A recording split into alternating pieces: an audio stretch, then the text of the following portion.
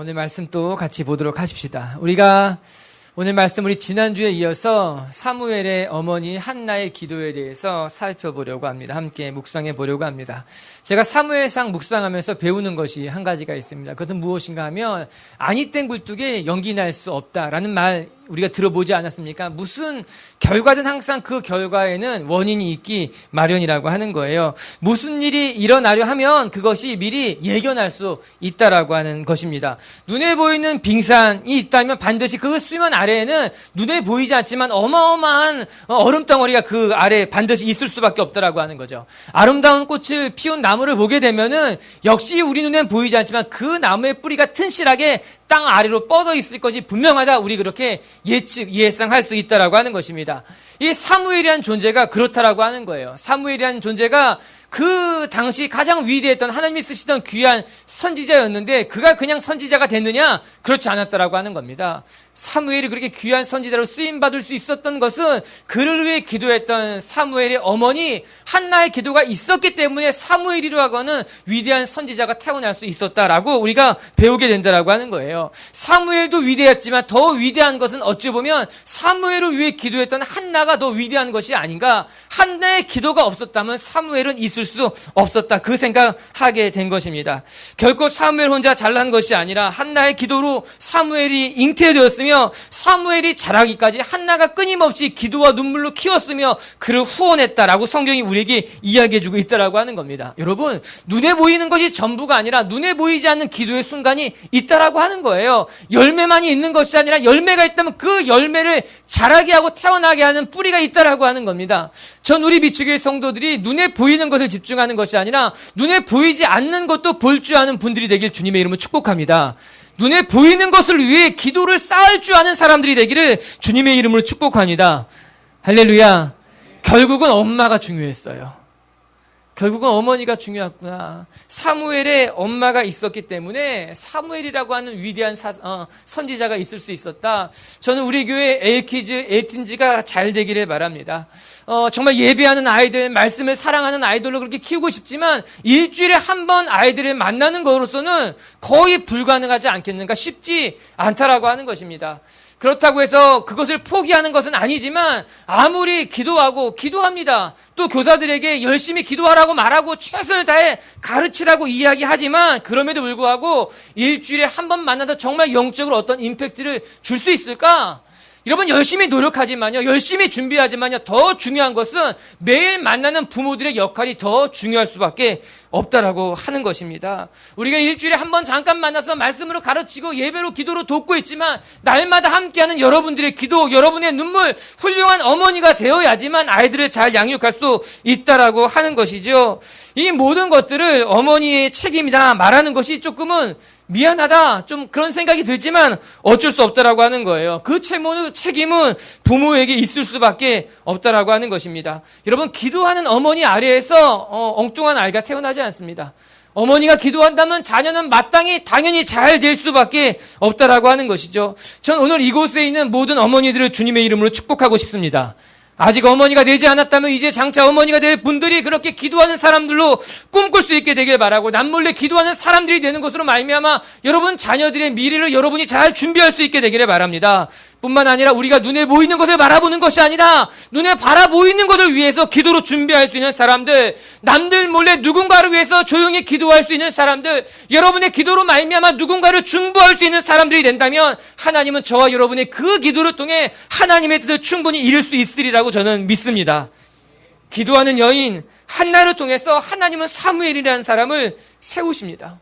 반대로요, 영적으로 깨어있지 못한 이 엘리라고 하는 제사장의 자녀들을 보게 되면은 엘리는 제사장이었습니다. 그 당시에 영적인 리더였지만 그는 오히려 그의 자녀들 홈리와 비느하스를 하나님을 알지 못하는 자녀들로 그렇게 내버려 방치해 뒀다고 하는 것이, 비록 제사장이라 하더라도 하나님을 아는 사람이라 할지라도 기도하지 않는다면, 자녀를 위해 깨어있지 못한다면 그 결과 또한 역시 불보듯 뻔하구나 생각할 수밖에 없다. 시사하는 것이 크다라고 하는 것입니다.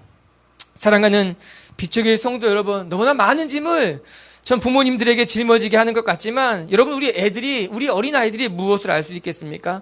우리 부모들이 깨어있다면 자녀들은 분명히 깨어나게 될 줄로 믿습니다. 내가 아이들이 해줄 것이 없어? 아니에요. 여러분, 자녀들을 위해 열심히 기도하는 사람들 될 수 있었으면 좋겠어요. 나는 교육을 잘 알지 못합니다. 어떻게 아이를 키울지 알지 못합니다. 아니에요. 적어도 기도는 할 수 있으니까 누구보다도 자녀를 위해 열심히 기도한다면 하나님은 여러분의 기도를 통해 우리의 가정을, 우리의 자녀들을 반드시 잘 되게 할 줄로 믿습니다. 한나는 누군가? 한나 하면 기도하는 여인이다. 자연스럽게 이것이 떠오릅니다. 오늘 여러분 사무엘상 1장 26절을 같이 한번 읽어보고 싶어요. 사무엘상 1장 26절에 이런 말씀이 나옵니다. 같이 볼게요. 시작. 한나가 이르되 내 주여 당신의 사심으로 맹세하나니 나는 여기서 내 주 당신 곁에 서서 기도하던 여자라. 여러분, 한나가 자기를 설명함에 있어서 무엇이라고 설명합니까? 나는 기도하던 여자입니다. 이렇게 이야기했어요. 나는 누구? 나는 기도하는 여자라는 거예요. 여러분, 한간에 이런 농담이 많이 유행하지 않았습니까? 나는 뭐뭐하는 여자라고 하는 거예요. 나는 무슨 대학 나온 여자입니다. 나는 돌 잘 버는 여자입니다. 나는 잘 나가는 여자입니다. 난 대단한 여자입니다. 그 유행어에 이 근원지가 여기 있는지는 몰라요. 어쩌면 그 유행어 맞는 사람이 이 말씀을 보고 기도하던 여자, 그럼 나는 이런 여자다. 여러분, 한나가 자기를 설명하는 것이 멋집니다. 나는 기도하는 여자라고 하는 거예요. 나의 정체성을 무엇이라 말하는가? 나는 여러 가지 나의 정체성을 말할 수 있지만 나는 기도하는 여자라고 하는 것입니다. 여러분은 여러분의 정체성을 뭐라고 말합니까? 나는 어떤 대학 나온 사람입니다. 나는 무슨 직업을 갖고 있는 사람입니다. 나는 나이가 몇 살입니다. 나는 어떤 일을 하고 있습니다. 근데 그것보다 더 중요한 것은요, 우리는 담대하게 말할 수 있어야 된다는 거예요. 나는 기도하는 사람입니다. 내 형편이, 내 상황이 어떨지 모르지만 나는 언제든지 어디에서든지 기도하는 사람이라고 이야기해야 된다라고 하는 거예요. 돈 많은 가진 여자다, 무슨 백을 들고 다니는 여자다, 무슨 대학에 나온 여자다, 그렇게 말하는 것이 아니라 나는 기도하는 사람입니다라고 이야기합니다. 그런데 오히려 이런 이야기 할까 봐 두려워요. 목사님, 나는 기도 안 하는 여자다. 난 이런 말 할까 봐 두렵습니다. 저 진짜 어려운데요, 저 기도 안 합니다. 정말 기도가 너무너무 필요한데요, 저는 기도 안 합니다. 이런 말 할까 봐 두렵습니다. 그런데 어쩌면 우리는 그렇게 살아가고 있을지 모릅니다. 정말 기도가 필요한데도 불구하고 저는 기도 안 하는 사람입니다. 아니, 그렇게 기도해야 됨에도 불구하고 저는 기도하는 것이 어려운 사람입니다. 전 그래도 기도를 잘 알지 못합니다. 아니에요. 사랑하는 성도 여러분, 오늘 우리 이 한나의 고백처럼 나는 기도하는 여자입니다. 나는 기도하는 엄마입니다. 나는 기도하는 사람입니다. 이런 고백이 저와 여러분에게 흘러 넘치게 되기를 주님의 이름으로 축복합니다. 우리 따라해 보세요. 나는 기도하는 여자다. 나는 기도하는 엄마다. 나는 기도하는 성도다. 이제 좌우 옆에 있는 분에게 이야기합니다. 너는 기도하는 사람이다. 아멘. 우리가 하나님 앞에 나는 기도하는 사람으로, 어디에 있든지 무엇을 하든지 기도하는 사람으로 굳건하게 서 있을 수 있다면 우리는 하나님의 놀랍게 행하시는 일들을 보게 될 줄로 믿습니다. 우리가 한나의 기도를 통해서 배우는 것이 너무너무 많습니다. 한나의 기도는 보화와 같아요. 그의 기도를 통해 우리가 오늘도 묵상할 것들이 있는데, 첫 번째 여러분하고 나누고 싶은 것이 한 가지가 있습니다. 1절의 말씀이에요. 우리 1절을 같이 한번 읽어봐요. 시작. 한나가 기도하여 이르되 내 마음이 여호와로 말미암아 즐거워하며 높아졌으며 내 입이 내 원수들을 향하여 크게 열렸으니 이는 내가 주의 구원으로 말미암아 기뻐함이니이다. 오늘 한나가 기도를 시작하면 이렇게 고백하고 있습니다. 내 마음이 여호와로 말미암아 즐거워하고 있습니다. 여러분, 이 1절의 고백에 형식적으로 반복되는 것이 한 단어가 있는데 무려 3번이나 반복되고 있어요. 여호와로 말미암아, 여호와로 말미암아, 여호와로 말미암아. 오늘 한나가 그렇게 고백하고 있다라고 하는 거예요. 내가 기뻐하는 것도 여호와로 말미암았으며, 내가 원수로들로부터 구원을 얻은 것도 여호와로 말미암았으며, 내가 구원을 받은 것도 여호와로 말미암았습니다. 고백하고 있다라고 하는 거예요. 여러분, 한나의 기도의 핵심적인 키워드가 바로 여기 있다라고 하는 것입니다. 사람이 누군가에게 말을 할 때 그 안에 담겨진 말이 불쑥 튀어나오게 되어 있습니다. 그래서 조심해야 된다라고 하는 거예요. 내 안에 담겨지는 말이, 내 안에 가득 찬 말이 누군가 말하려고 한다면요, 튀어나오는 거예요. 한나의 기도가 그랬다고 합니다. 그가 하나님 앞에 입을 열어 기도하자마자 그의 첫 번째 고백은 무엇이었는가 하면, 하나님, 내가 하나님 때문에, 내가 여호와로 말미암아 내가 하나님의 도우심으로 지금 이 자리에 서 있다고 고백하고 있는 것 아니겠습니까? 그게 그녀 가슴속에서 터져나왔던 고백이라고 하는 거예요. 내가 지금까지 고난이 있었지만, 내가 지금까지 어려움을 만났지만 이 모든 어려움을 여호와로 말미암아 하나님의 도움으로 내가 이겨냈다고 고백하고 있는 거예요. 지금 내가 누리고 있는 것, 내가 탄식 가운데 내가 고통을 받았지만 그 가운데 네게 자녀를 주신 것도 다 하나님 때문이라고 고백하고 있다라고 하는 것입니다. 여러분, 고무풍선을 수도꼭지에 대고 수도꼭지를 한번 틀어보셨습니까? 물이 콸콸 흘러 넘치는데요. 여러분, 그 고무풍선이 부풀어 오르기 시작합니다. 내가 아무리 고무풍선을 꼭 붙잡고 있는다고 해도요, 붙잡을 수 없어. 계속 커지게 되어 있다라고 하는 거예요. 여러분, 한나의 심정이 그와 같았다라고 하는 거예요. 하나님께서 한나 마음에 하나님의 은혜를 부어 주시기 시작하니까는 그 마음이 터져나오기 시작했습니다. 그의 마음이 하나님의 것으로 가득 채워지기 시작했어요. 그러면서 그의 마음속에 터져나온 한마디가 무엇이었는가? 하나님, 여호와로 말미암아 하나님 때문에 내가 지금 살아가게 됐다고 지금 그렇게 고백하고 있다라고 하는 거예요. 이 여인의 고백이 우리의 고백이 될 수 있게 되길 바랍니다. 먼저 우리가 팩트를 봐야만 돼요. 여러분, 오늘 이 여인의 기쁨이 하나님이 주신 것입니다. 여러분, 이 여인은 오랜 시간 동안 자녀를 갖지 못했습니다. 그녀에게는 어떤 소망도 있지 않았어요. 날마다 분이 나는 이 한나라는 여인을 괴롭혔어요. 조롱했어요. 그리고 그 집에서 쫓아내기를 원했다고 하는 것입니다.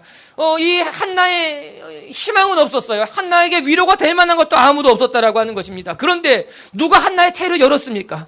그의 남편이었습니까? 아니면 엘리제 사장이었습니까? 그 어느 누구도 한나의 마음을 헤아리지 못했는데 한나의 마음을 헤아린 사람은 누구였습니까? 그녀를 깊은 수렁에서 건지신 분은 누구였느냐라고 하는 것입니다. 이 부분에 대해서 성경은 정확하게 이야기를 해주고 있습니다. 사무엘상 1장 19절의 말씀을 같이 볼게요. 시작. 그들이 아침에 일어나 여호와 앞에 경배하고 돌아가 라마의 자기 집에 이르니라. 엘가나가 그의 아내 한나와 동침함에 여호와께서 그를 생각하신지라. 엘가나와 한나와 동침함에 여호와께서 한나를 돌아보셨다라고 하는 거예요. 여러분, 엘가는 그 전에도 한나와 동침했습니다. 그 전에도 한나와 잠자리를 여러 번 같이 했지만 그때는 아이를 갖지 못했다라고 하는 거예요. 엘가나가 한나에게 임신하게 한 것이 아니라 하나님이 여호와께서 그를 돌보시는 것으로 말미암아 하나님이 그의 태를 여시는 것으로 말미암아 한나가 아이를 갖게 됐다고 성경이 우리에게 말씀해주고 있는 것 아니겠습니까? 지금 한나의 어려운 형편을 돌아보신 것은 하나님이라고 하는 거예요. 그에게 자녀를 주신 것도 하나님이라고 하는 것입니다. 그의 처지를 생각한 것도 하나님이라고 하는 거예요. 여러분, 저는 우리가 이 사실을 잊지 않게 되기를 바랍니다. 우리의 삶의 가장 간절한 기도, 그 기도에 응답하시는 분은 하나님이라고 하는 거예요. 내 삶에 풀지 못하는 문제 앞에서 좌절해 있을 때 그 문제의 문을 여시는 분도 하나님이라고 하는 것입니다. 내가 구하는 것이나 내가 원하는 것 이상으로 능히 채우실 분도 역시 하나님이라고 성경이 우리에게 말씀해주고 계신 거예요. 빛의 성도 여러분, 기억하시기 바랍니다. 여러분 삶에 문이 닫혔을 때, 여러분이 고난을 만났을 때 그 문을 여실 분은 하나님이라고 하는 거예요. 여호와로 말미암아 여호와 때문에 내 삶이 열렸다고 고백하고 있는 것 같지 아닙니까? 한나의 기도는 배울 것이 많습니다. 여러 가지 배울 것 중에 가장 귀한 것은 그는 자신의 삶에 일어난 그 모든 것의 근원, 그것이 하나님 때문이라는 것을 정확히 알고 있었다는 겁니다. 나의 기도 때문이 아니라, 나의 의로움 때문이 아니라 하나님의 돌보심과 하나님의 은혜가 내 태를 열었으며 하나님이 내게 은혜를 주셨다고 한나가 정확하게 고백하고 있는 것 아니겠습니까? 그것이 우리가 배워야 될 매우 중요한 포인트라고 하는 거예요. 여러분, 하나님께서 우리의 삶을 고치시며 하나님께서 우리의 삶을 회복시키시며 하나님께서 결국 우리의 삶을 선하게 인도하실 것이다. 그 모든 것이 여호와로 말미암았다라고 성경이 이야기해주고 있다라고 하는 것입니다. 오늘 그녀의 기도에서 발견하게 된 것은, 그래서 그녀는 하나님 때문에 기뻐하고 있다는 거예요. 여러분, 1절에 이런 말씀이 있지 않습니까? 내 마음이 여호와로 말미암아 즐거워하며. 한나는 하나님 때문에 행복한 사람이었어요. 그 사실을 저는 말씀을 통해 단박에 알 수 있었어요. 세상의 것으로 만족하는 여인이 아니었구나. 그녀의 남편이 분인나보다 더 많은 재산을 한나에게 주었기 때문에 한나가 기뻐하는 것이 아니었구나. 한나가 가진 것 때문에 기뻐하거나 즐거워했던 것이 아니라 한나는 오직 하나님으로 말미암아 기뻐했으며 하나님 때문에 행복한 사람이었다라고 하는 거예요. 1절에 고백하기를 나는 여호와로 말미암아 즐거워하고 있습니다. 하나님 때문에 행복한 사람이다. 이 시대의 행복이란 주제가 매우 중요한 이슈처럼 떠오르고 있지 않습니까? 모든 사람이 행복하고 싶어 합니다. 너의 행복을 위해서라면 모든 것이 가능하다고 이야기하는 사람들도 있습니다. 어떻게 하면 행복해져야 되는지 나를 따라 해봐라라고 말하는 행복 전도사들도 많은 것 같습니다. 어떤 사람은요, 웃어야지 행복해진다고 이야기합니다. 어떤 사람은요, 자기 실력을 쌓아야지 너는 행복을 차지할 수 있다고 이야기합니다. 어떤 사람은요, 많은 인적 네트워크를 가져야지만 내가 끝까지 행복을 잃어버리지 않게 된다고 말합니다. 돌을 닦는 사람들은요, 욕심을 버려야지 너 행복해질 수 있을 것이다 이야기합니다. 건강이 중요한 사람은요, 열심히 자기의 몸을 만들어야지 행복할 수 있을 것이라고 이야기합니다. 하여튼 행복해질 것에 대해서 너무 많이 이야기하고 있다라고 하는 거예요. 어쩌면 여러분들도 여러분 나름대로 생각이 있을 거예요. 내가 어떻게 하면 행복할 것이다. 지금보다 좀 더 돈을 많이 벌면, 지금보다 좀 더 건강해지면, 지금보다 좀 더 나아지면 행복해질 것이라고 여러분도 여러분 나름대로 어떻게 하면 행복해질 것이라는 생각을 가지고 있겠지요. 그런데 어쩌면 우리는 정작 중요한 것을 놓치고 사는지도 모릅니다.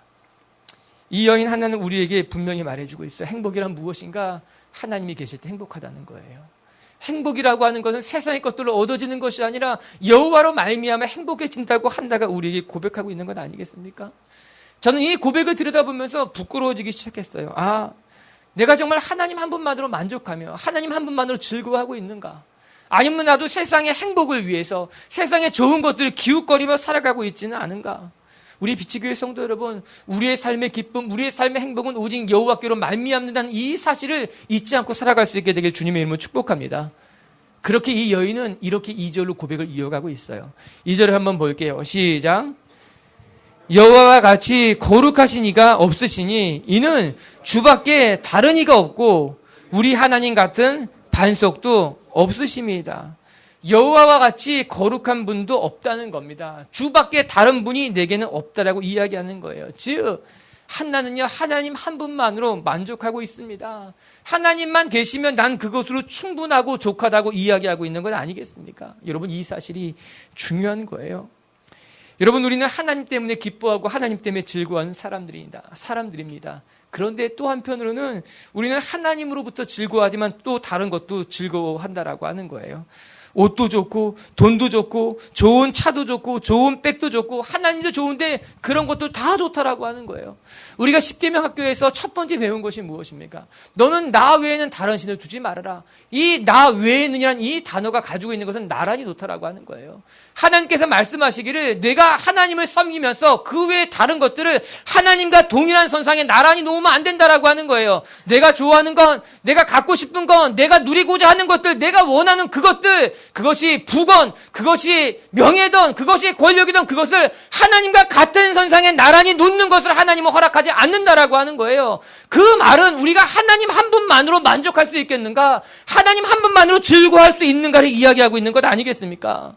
비치교회 성도 여러분, 다른 것 좋은 것이 많습니다. 우리를 만족하게 할 만한 것들도 있습니다. 그러나 그것들보다 하나님을 더 사랑하며 하나님을 더 기뻐하며 오히려 하나님 한 분만으로 기뻐하고 만족할 수 있는 그런 저와 여러분들이 되기를 주님의 이름으로 축복합니다.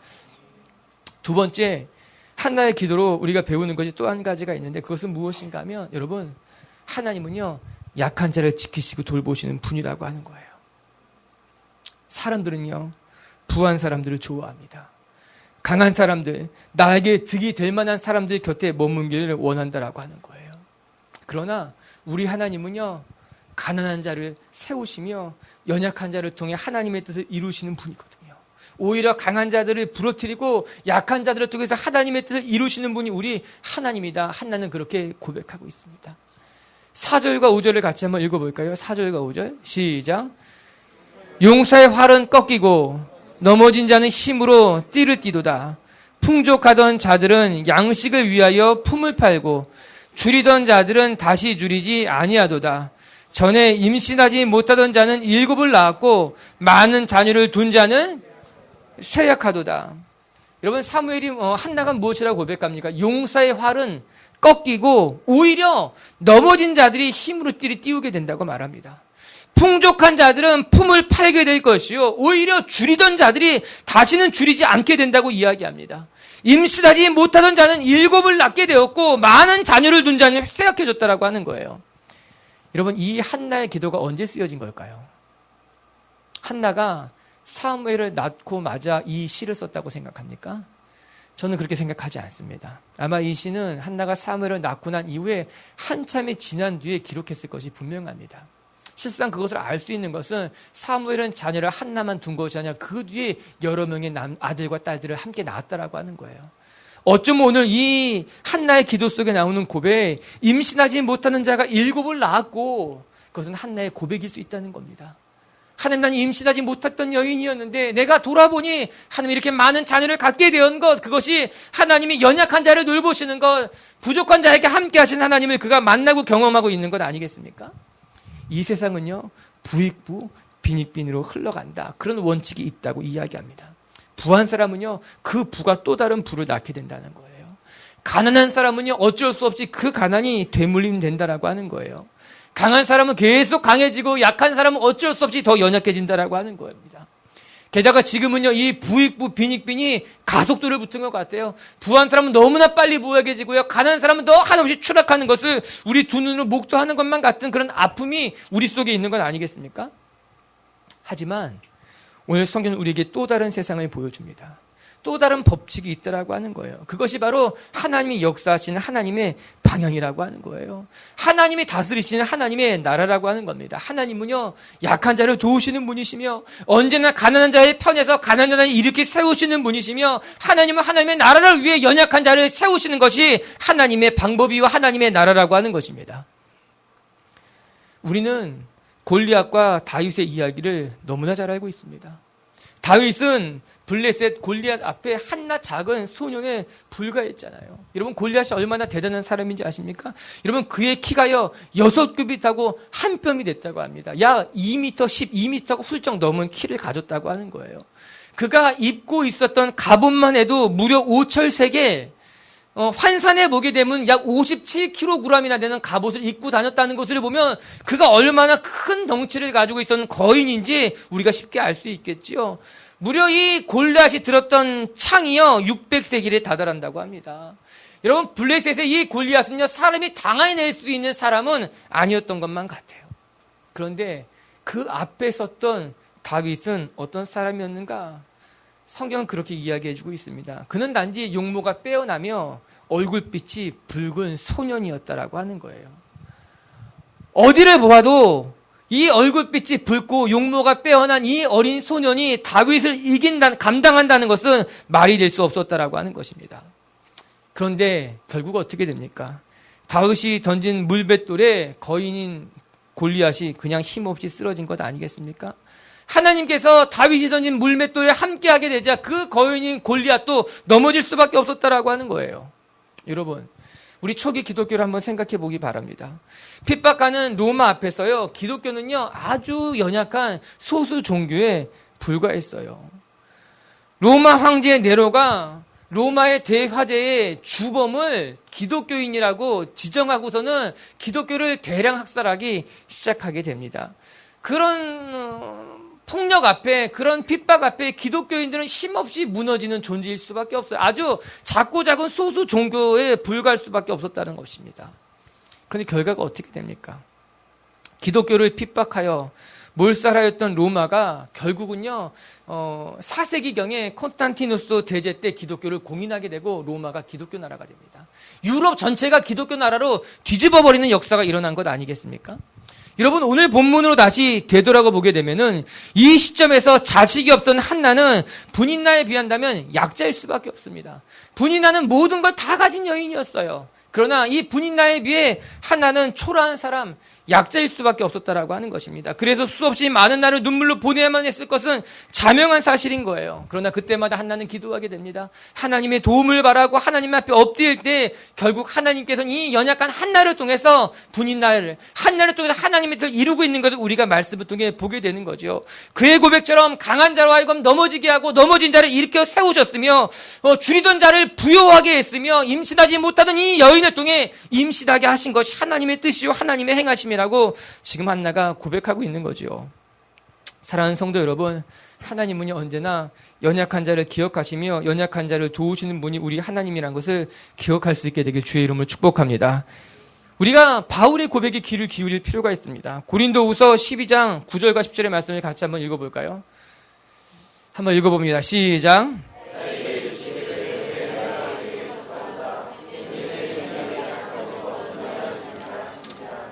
그러므로 도리어 크게 기뻐함으로 나의 여러 약한 것들에 대하여 자랑하리니 이는 그리스도의 능력이 내게 머물게 하려 함이라. 그러므로 내가 그리스도를 위하여 약한 것들과 능력과 궁핍과 박해와 곤고를 기뻐하나니 이는 내가 약한 그때에 강함이라. 오늘 바울이 무엇이라고 고백합니까? 내가 오히려 약한 것을 자랑하는데 이는 내가 약할 때 하나님이 더 강하기 때문이라고 하는 거예요. 내가 약하면 약할수록 하나님의 능력이 나타나기 때문이라고 하는 것입니다. 그래서 자기는 자신의 약함을 자랑해요. 약할 때 하나님을 볼 수 있다는 거예요. 약할 때 하나님의 능력이 나타난다라고 하는 것입니다. 여러분, 신앙은 역설이고 신비입니다. 죽으면 살리라. 무리로 내 양식을 던져라. 그리하면 더 많은 것을 거두게 될 것이라. 원수를 사랑해라. 그리고 너를 핍박하는 자를 위해 기도해라. 하늘의 밀이 땅에 떨어져 죽으면 많은 열매를 맺게 될 것이라. 여러분, 이 모든 건 역설이에요.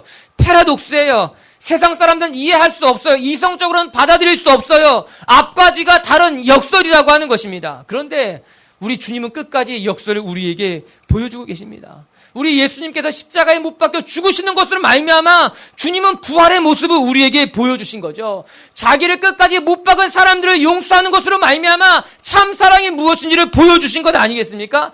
주님은 역설이 무엇인지 역설의 신비를 자기의 몸을 통해 친히 보여주셨다라고 하는 거예요. 이처럼 신앙은요, 역설입니다.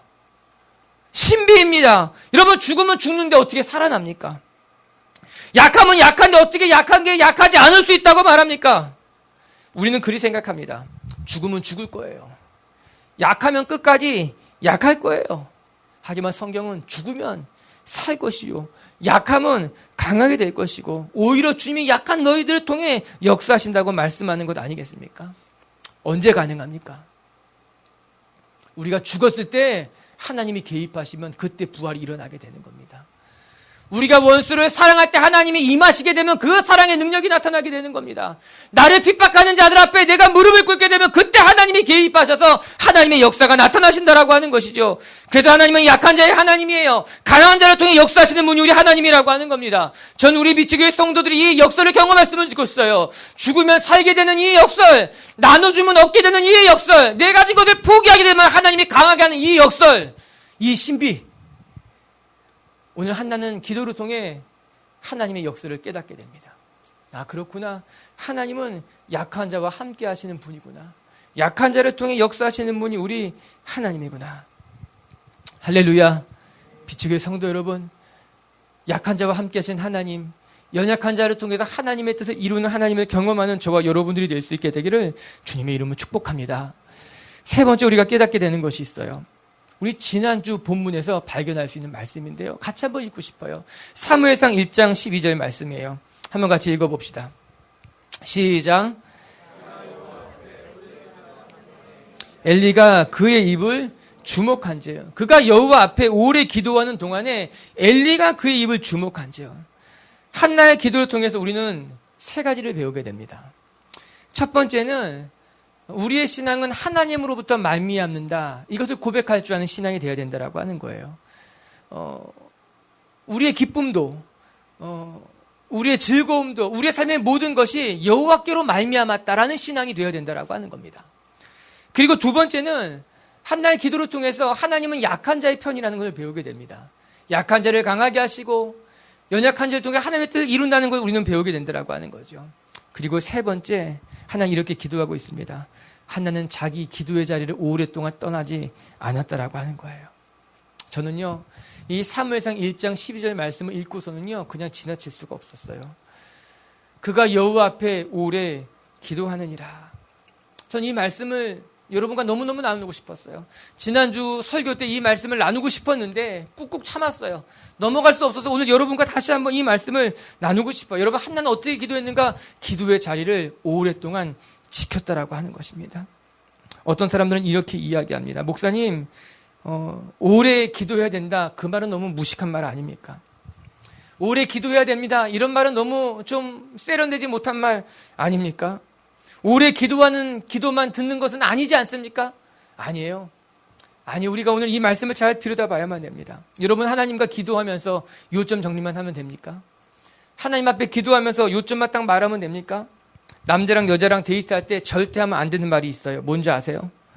남자가 자매한테 절대 하면 안 되는 말. 요점이 뭔데? 이 말입니다. 자매가 이런 얘기를 막 하면은 형제가 그래 요점이 뭔데? 그래서 어떻다는 너야? 요점은 뭐겠어요? 너랑 이야기하고 싶다는 거지. 그런데 형제는 요점을 물어보는 거예요. 그래서 무엇을 어떻게 내가 도움을 되겠느냐?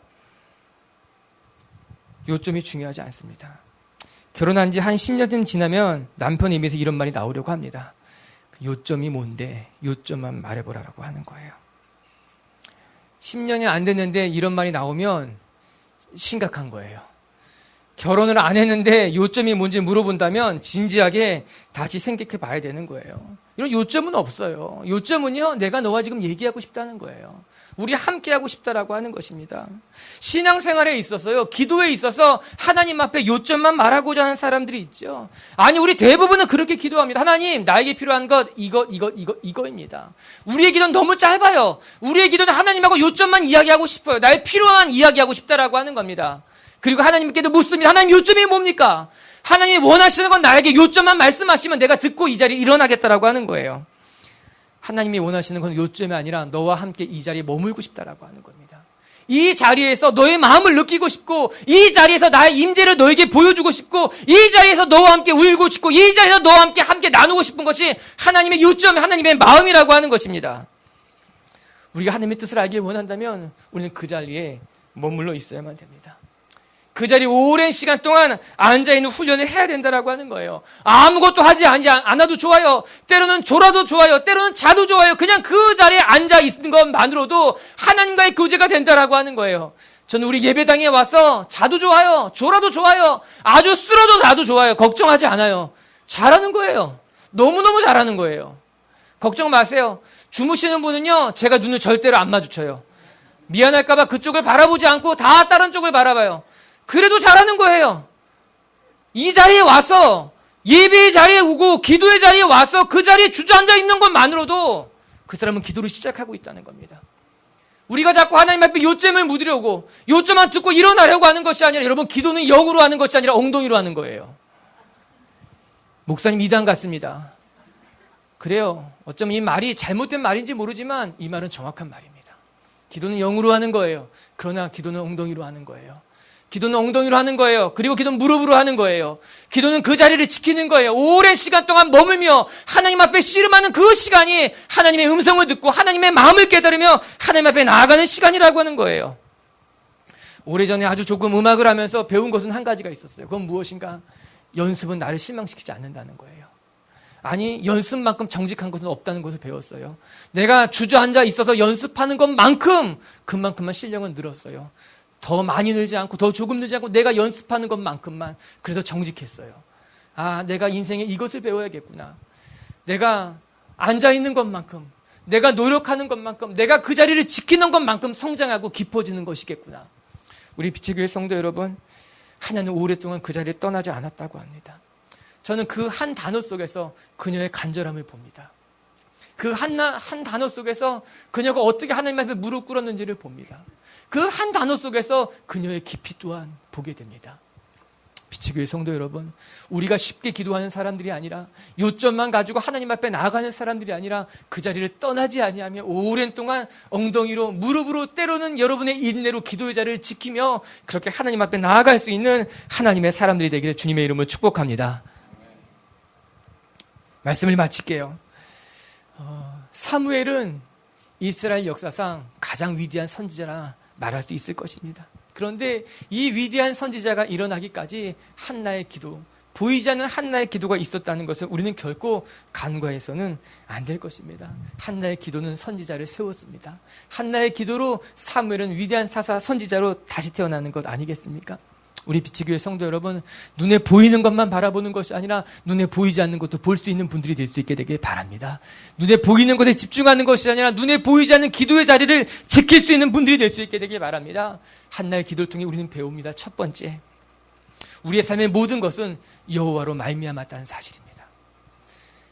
여호와 때문에 기쁘고 여호와 때문에 즐겁고 여호와 때문에 회복되고 여호와로 말미암아 우리의 삶이 온전해진다는 것을 잊지 않게 되기를 바랍니다.